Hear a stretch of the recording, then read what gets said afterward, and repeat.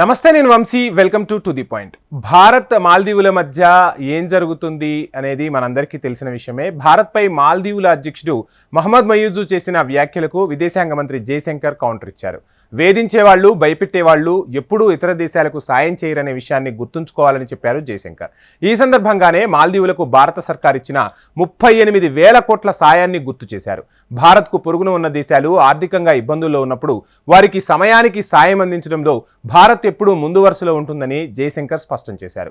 ఇక ఇరు దేశాల మధ్య పర్యాటక రంగ విషయంలో తలెత్తిన వివాదం వేళ మహమ్మద్ మయూజు వ్యాఖ్యలకు జయశంకర్ గట్టిగానే బదులిచ్చారు. జయశంకర్ రాసిన వై భారత్ మ్యాటర్ అనే పుస్తక ప్రచార కార్యక్రమంలో భాగంగా ఆయన ఈ కీలక వ్యాఖ్యలు చేశారు. ఆపదలో ఉన్న దేశాలకు భారత్ సకాలంలో సాయం అందించడంలో క్రియాశీల పాత్ర పోషించిందని గుర్తు చేశారు. ఇటీవలి కాలంలో భారత్కు దాని పొరుగున ఉన్న దేశాలకు మధ్య సంబంధాల్లో చాలా మార్పు వచ్చిందని, భారతదేశం ఒక రౌడీ దేశంలా బెదిరింపులకు దిగుతోందని జరుగుతున్న ప్రచారంపై స్పందించిన జయశంకర్, వేధించే దేశాలెప్పుడు $4.5 బిలియన్ అంటే భారత కరెన్సీలో చెప్పుకుంటే 38,000 కోట్ల సహాయాన్ని అందించవని అన్నారు. కరోనా మహమ్మారి సమయంలో ప్రపంచ దేశాలన్నీ నిత్యావసరాల కోసం తీవ్ర అవస్థలు పడుతుంటే, ఆ దేశాల్లో జనం పిట్టల్లా రాలిపోతుంటే ఆ దేశాలకు వ్యాక్సిన్లు అందించిన ఘనత భారతదేశానికే దక్కుతుందన్నారు. ఇక ప్రపంచంలోని వివిధ దేశాల్లో జరుగుతున్న యుద్ధాల కారణంగా అన్ని దేశాల అవసరాల కోసం నిబంధనలను పక్కన పెట్టి మరీ ఇంధనము, ఎరువులు, ఆహార సరఫరా చేయవని వ్యాఖ్యానించారు. క్రమంలోనే గత కొంతకాలంగా పొరుగున ఉన్న దేశాలతో భారత్కు మంచి సంబంధాలు ఏర్పడ్డాయని జయశంకర్ తెలిపారు. బంగ్లాదేశ్, నేపాల్ దేశాలు భారత్తో మెరుగైన సంబంధాలు కలిగి ఉన్నాయని ఈ విషయాన్ని గుర్తు చేశారు జయశంకర్. ప్రస్తుతం బంగ్లాదేశ్, నేపాల్ దేశాలతో పవర్ గ్రిడ్, రోడ్లు ఏర్పడ్డాయని కూడా వెల్లడించారు.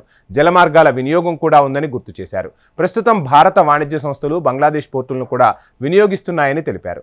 గత కొన్నేళ్లుగా నేపాల్, శ్రీలంక, భూటాన్, బంగ్లాదేశ్, మాల్దీవులతో వాణిజ్యము, పెట్టుబడులు గణనీయంగా పెరిగాయని కూడా స్పష్టం చేశారు. భారత్ మాల్దీవుల మధ్య దౌత్య సంబంధాలపై పరోక్షంగా ఆ దేశ అధ్యక్షుడు మహమ్మద్ మయూజు తీవ్ర ఆరోపణలు గుప్పించారు.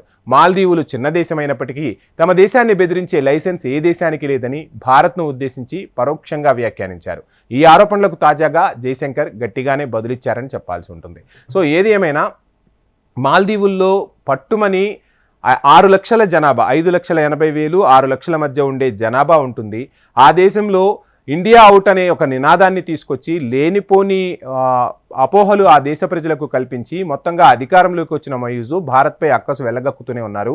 సో జయశంకర్ చెప్పినట్టు ఇన్ని వేల కోట్ల పెట్టుబడులు అక్కడ పెట్టి అక్కడి ప్రజలకు కావాల్సిన తాగునీటి సౌకర్యాలు, మౌలిక వసతులన్నీ కూడా భారత సర్కారే కల్పించింది.